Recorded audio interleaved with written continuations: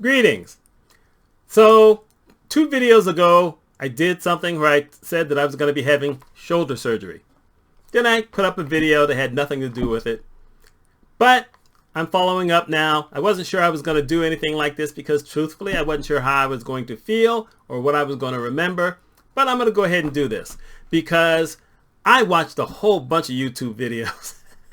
And most of what I saw put up a scenario of fear. I thought I was going to be in dire pain, and I thought that, I'm going to be in this sling, which you saw in the other one. You still see the strap here. I just thought the worst. Even though there were a few that were pretty good, I thought the worst. And, you never know. And the Thursday beforehand, I finally got it in my mind. You know what? It's going to be what it's going to be. So let's just go through with it. Stop panicking. We'll just do what we have to. So I spent Thursday trying to finish up a whole lot of things. There's some stuff I still didn't get to. One of which is folding up and putting away my laundry. Sure, I took care of mom's stuff, but I didn't do mine, and now I can't lift the basket, so it's going to sit there on the floor. And I've got new wash to do. There's just things that, when you run out of time, you just run out of time. I'll figure things out because that's what I always do. So Friday morning, I was up early. I got mom, dressed the way I needed to, sent her off to adult daycare, and then got myself cleaned up. They had this special soap that I had to wash with Thursday night and then Friday morning. So I washed with it, some kind of antibacterial soap. Actually, it wasn't bad. It didn't have any scent whatsoever, but I said, if you could just buy this at the store, I might think about it, but you can't buy it at the store. So I sat there basically walking, making sure I got my steps in because y'all know I like to walk at least my 5 miles every single day. And my friend Kelvin showed up a little after 9, got my stuff that I needed to take, which was the sling and my CPAP machine. No idea why they needed that, but I took it. And I didn't take my mask or anything else. I just took the machine. So we head down there and he lets me out and I go in and I'm there about 9:15, 9:20. Turns out I'm really early because even though they said they wanted me there by 10, they said the surgery wouldn't start until after noon. And I'm like, then what the devil? Why am I here so early? And the lady says, well, we like to make sure people are here at least 2 hours in advance. I'm thinking, doggone you blankety blanks. But I like to be early anyway. I had my tablet with me. I had my phone with me just in case I needed some entertainment. So I buckle down. I sit in one of the seats. And in these pandemic days, they're spacing everything out. So they're doing procedures, but they're doing fewer of them, and it's all spaced out. So I found a spot totally by myself. I hooked my earbuds in, into the thing. I'm just getting ready to start it, and I see someone coming out, and they're saying something. Not sure what it is. I take it out. Are you so-and-so? Yes, I am. Oh, thank you. Come with me. Thinking, whoa, am I going to get lucky? So I go in the back, and they put me in this room, empty room there with the curtain on it. It's a big space. And they do that because the beds need to have a lot of space, because that's what they're going to take into the operating room in. And I'm told, if you wouldn't mind, undress, put your clothes in the bag. Any personal items you have, put them in the bag. I said, what about my phone? Can I at least hold my phone? I said, oh yeah, you don't have to put that away now. Okay, good. So I do all that. I get in the bed. My feet are cold. There's a theme here. Anyway, my feet are cold, but I have neuropathy. That's just how that's going to be.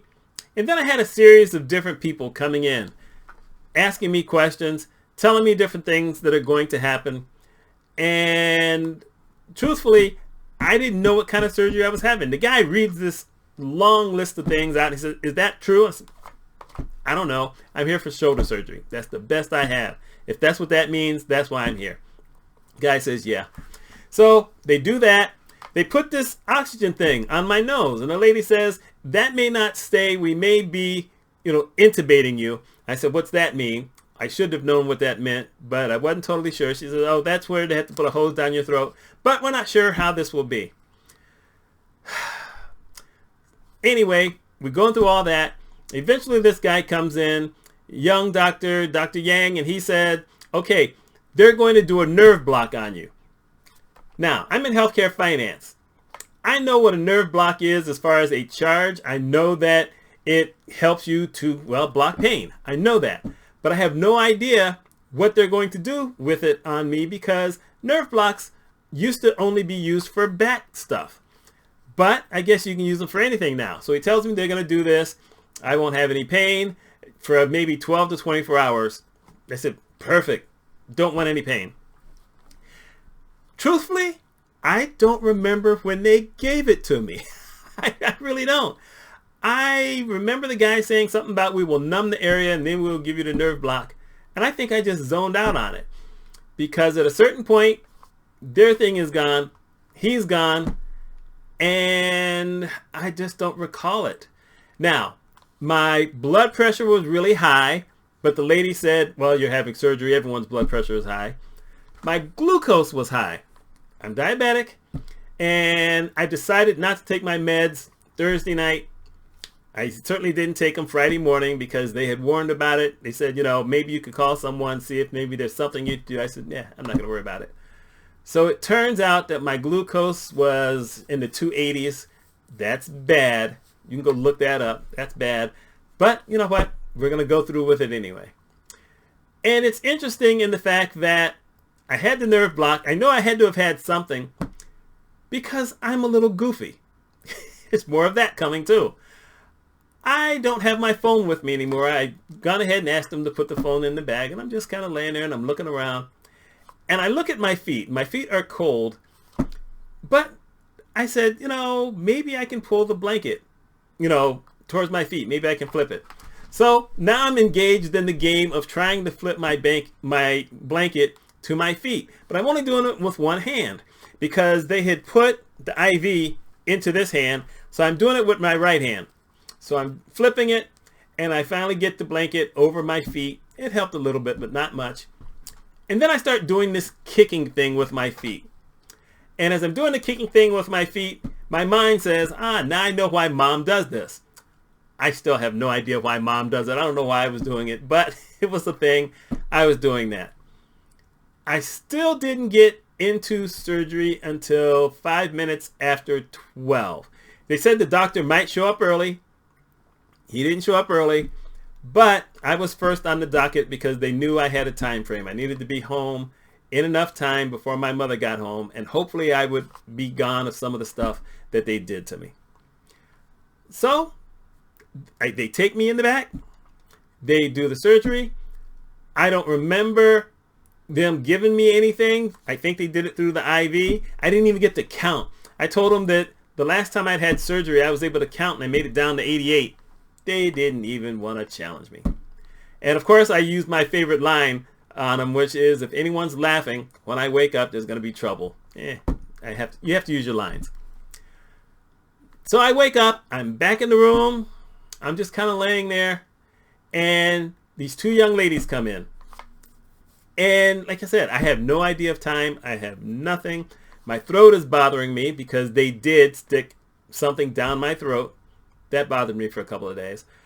And they said, well, we've already called your friend. He's going to be coming to get you. So we have to get you dressed. And I'm thinking, wow, that's fast. And all I could keep thinking of how I was feeling, and I said this out loud, I said, goodness, in that Mission Impossible movie, Tom Cruise was able to just wake up and get himself out of a hospital. I can't do any of that. And I just kept repeating that over and over. I don't even know which Mission Impossible movie it was, but they were giggling at that. So they get me up, and I recognize, I'm just in my underwear. But I said, you know what? This is no time to be getting any kind of shame whatsoever. They've seen tons of men. They've got to pull it up. I can't do any of it. Because they had this sling on me already. So I was totally, wrapped in. There was nothing I could do. And they had trouble with me. And the lady said, act like you're, like you would if you were a little bit drunk. Try to find your sea legs.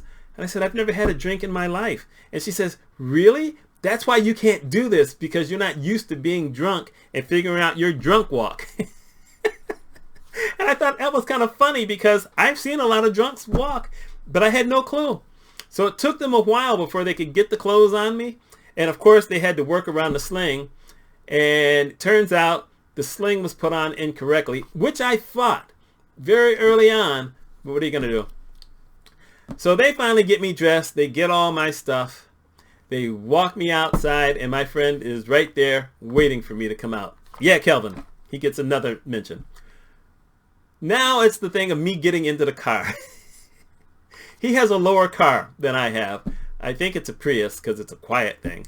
So I kept banging my head on the car. I just couldn't get in, and I started giggling. And eventually they get me in the car and they strap me in, and all my other stuff is in the car, and we start driving back towards home. And I said, when we get close to home, I need you to stop at McDonald's. I need a fish sandwich because I'm hungry. And on the drive home, I just kept rubbing my left knee with my left hand and saying, you know, this feels really good. Because, you know, I'm still trying to come out of stuff. And I'm giggling at everything he says, everything I'm thinking, everything I see, I'm giggling. I just couldn't stop. We get the food, we get to the house, and all I could do is just keep giggling. He sits me down at the dining room table. I feel nothing. I have no pain whatsoever. The problem I had was my right hand, which is in the sling along, you know, because it's the right shoulder, everything else, was totally numb. I felt nothing. And I couldn't reach it because they had put the sling on incorrectly, so it was facing down. And I kept doing this kind of thing, trying to grab my hand, and I could not grab my hand. And it took about 90 minutes before I stopped giggling. It's now around 4:30, and I'm saying, whoa, I have no feeling in my right hand. I hadn't counted on that. I'd been doing a lot of practice with my left hand on doing things, but I always had feeling in the right hand, so the right hand was going to balance me. I have no feeling. It's dangling anyway, and Mom's going to be home in about 45, 50 minutes. Little panic, but not much. I figure, you know what, Kelvin's going to kind of be here with me. If he can at least get me in the house with Mom, make sure I get her in the house, I'll be okay. I'm telling myself this. I'm confident this is going to work out. So, eventually Mom comes home. The person who brought Mom home is someone who I have a good relationship with, so he brought her into the garage, which supposedly they're not supposed to do, but he did it because he saw, you know, that I was really in the thing there. I'm able to help lift her up with just my left hand. Yeah, man. I get her up. I get her into the house. Not an easy chore, but all I needed was the left hand. I get her up the 2 steps. She's feisty as usual, but it's like, come on, we can do this. We can get this done. And she finally gets up that 2nd step and gets her walker, and I get her there, and we go into the bathroom. And then it's time for me to get on her nightgown. So I have to get down on my knees to get off her shoes and to change the underwear and put on the new underwear. And like I said, I have no feeling in my right hand. I never practiced that. So it took me longer than it normally would have, but I got everything on her. I got the nightgown on her. I got her back up. And then I walked her out, put her in the chair in the living room. And I just took a breath. And my friend Kelvin says, you know, do you need any help with anything else? I said, no, I got her in the chair. I can get her out of the chair and get her back into the bedroom later on.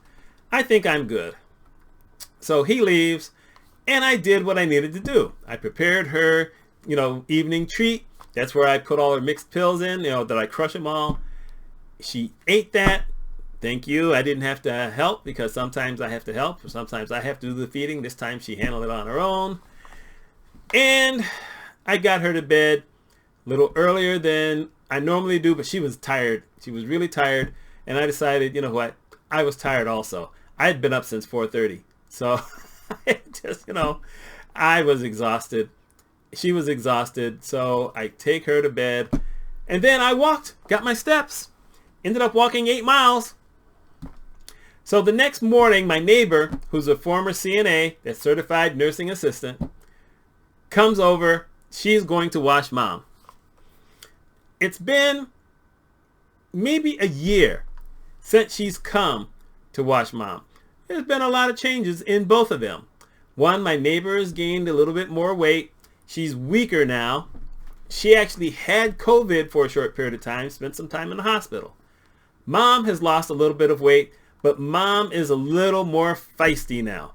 And so I had to help get mom into the bathroom, which was fine. Then she cleaned mom. Then I had to help get her out of the bathroom because Chris wasn't strong enough to lift mom because mom didn't want to go. So we get that done. My arm, that's the only night, by the way. Friday night is the only night I really slept. I ended up sleeping 6 hours somehow. That's the only night I got to do that. Chris basically helped me out a few times throughout the day. She's next door neighbor, so she didn't have to stay all day long. That was a benefit. She came over. She took mom to the bathroom every time I had to help mom back out of the bathroom.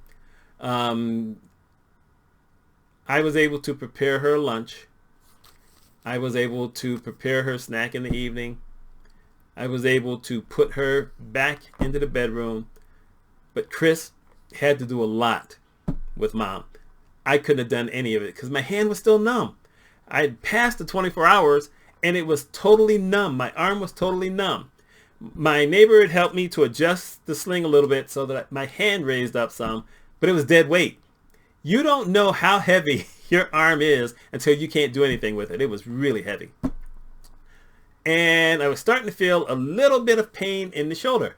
So like I said, here and there I've got pain in the shoulder. Arm is numb, hand is numb. You're doing what you do. And probably around 8 or so after I'd put mom to bed, I start feeling the pain.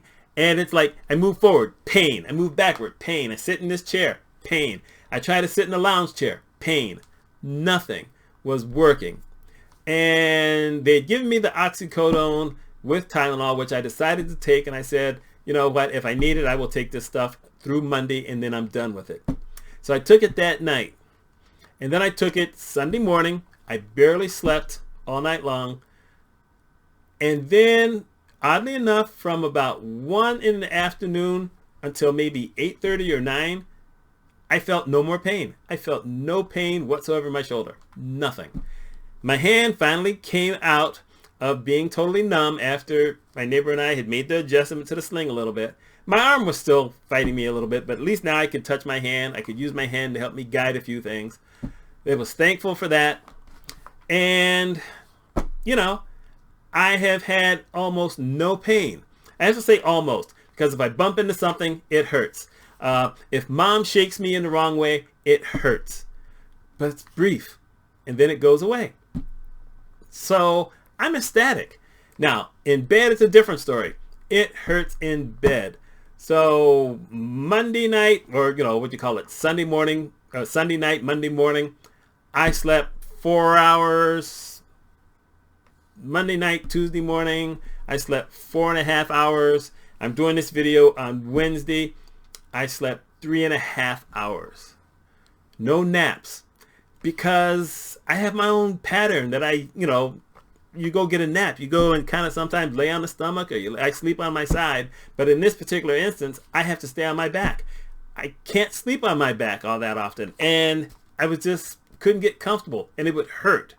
Not the shoulder, the arm, the elbow. One of those weird things that you don't think about is that numbness hurts. You're numb, you have, this idea of no feeling, but it's also a lot of pressure, so it hurts. So that was yucky. Anyway, I stopped taking the oxycodone as of Sunday morning. I didn't take it anymore, so I haven't had any more of that. Just me and acetaminophen, doing well. Got to take my meds. My glucose finally came back down. My neighbor, like I said, she took care of mom Sunday, and then she came over Monday morning to make sure that I could get mom down the steps and into the wheelchair so that the bus could take her. That worked well. So there you go. I haven't done as much relaxation as I thought I would. I thought I would be able just to basically sit in a lounge chair and maybe watch some movies that I'd recorded on DVR.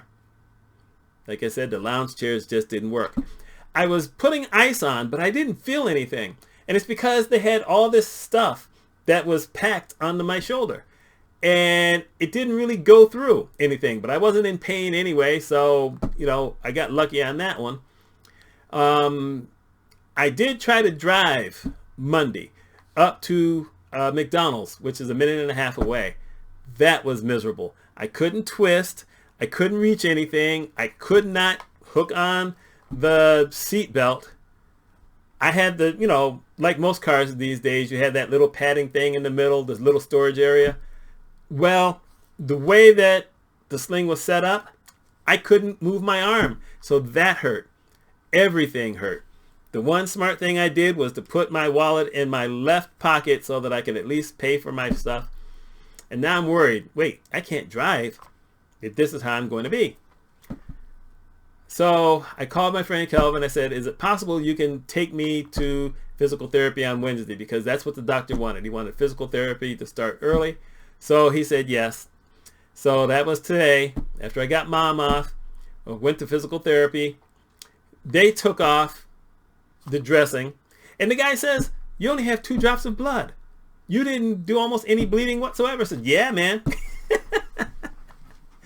And he saw that I could take off my shirt, and he looked at it, said, that looks okay. He did a little bit of movement, and initially I'm like, this is fine, this is fine. Whoa, that hurts. He said, yep. He said, you're totally used to the sling now, but that's where we have to move you. And not just your shoulder. Most of it won't have anything to do with your shoulder, but we have to move your elbow because your arm is locked into that sling. So we did that. Only 3 different exercises, but I had to do them slow because they weren't easy. Because I have been strapped to this thing. But I got through them. Then they put on some ice. After he took all that stuff on, he put on just a couple of little small like Band-Aids. I'm assuming they're small Band-Aids. I never really got to see what it was, but it wasn't as packed as everything else that had been on there. And then he redid the sling, and now it's much higher, which means it's not at my belt level anymore, which means I can actually pull my pants all the way up and tighten it. That might sound funny, but they were both at the same place, and so I had difficulty. Now I can at least put my shirt on because I can take this off to change shirts and wash myself up. But now I can put on a shirt, and then I put this thing on. And just to show you, I'm going to stand up real quick. This is where it is now. It was way down here. So it's way up here on my stomach. So that works out better. And then he did some other thing. You know what? It's hard when you're looking at it. But he did some other thing with this in the back. So it's set properly. Everything is now set properly. There's this little ball here. Let me show you this. There's this ball here. That's supposed to be here. It was down here. I couldn't reach the ball. And that's in case your fingers, I guess sometimes with folks like this, or when you have this kind of thing, your fingers will like have blood going into them. And so you're supposed to do this to try to keep the blood flowing, whatever. I never had that problem, even when I was numb. Or maybe I did and I just got lucky. I don't know. But I had physical therapy. I got this thing. And then my friend Kelvin took me to the library so I could drop off some recorded books, pick up another recorded book. We stopped at Subway, grabbed subs. He went home. I came in. And then I said, you know what? I need to see if I can drive with this because Friday I have my second COVID shot. So I got in the car and, I was able to do the seat belt. Once I figured out how to do that, I can drive. I'm not worried about that. I'm not on any narcotics, so I can drive. I'm not worried about anything now. And this guy, Chris, the physical therapist, says he believes since he changed this up that I should be able to sleep better. He said that it should work better with a pillow because now it's higher, so it's not all the way down. My body shouldn't be crushing it. It shouldn't be messing with my arm. We'll find out tonight because, man, I'll admit I'm exhausted. I'm used to not having a lot of sleep, but not pretty much over the last 6 to 8 months. I've had a little bit better sleep than I used to. I mean, now I average between 5.5 and 6 hours most of the time. But 4.5 hours and 4 hours and 3 hours, that's got to go. It's just got to go. Anyway, this is my story. This is my update. I don't know if it's long, but I'm doing this. Well, okay, I'm doing this for the folks who know me so you can see, this is my update. But for those of you who might see a whole bunch of YouTube videos talking about shoulder surgery and all the pain and everything else, it's not that way for everybody. My friend Holly Hey, Holly. Her daughter had shoulder surgery of some kind, rotator cuff, just like me, but it must have been a lot more severe because she had a lot of pain and she's had a lot of issues. None. I'm lucky. I'm good. And they've been these fancy ice machines that I've seen that some of the people across the country, when they do shoulder surgery, they think it's a mandatory thing to do. I didn't use ice all that much. I just took my acetaminophen. Good to go. You also have to take aspirin to protect you from blood clots. But other than that, I can't say that I have suffered all that much at all. I'm thankful for that. Now, if Mom just cooperates over the next couple of weeks, I should be fine. We'll see how it goes. Anyway, that's my update. The next 2 videos, I won't be wearing this because I've recorded them in advance. So just deal with it. Y'all take care, and thanks for watching. See you later.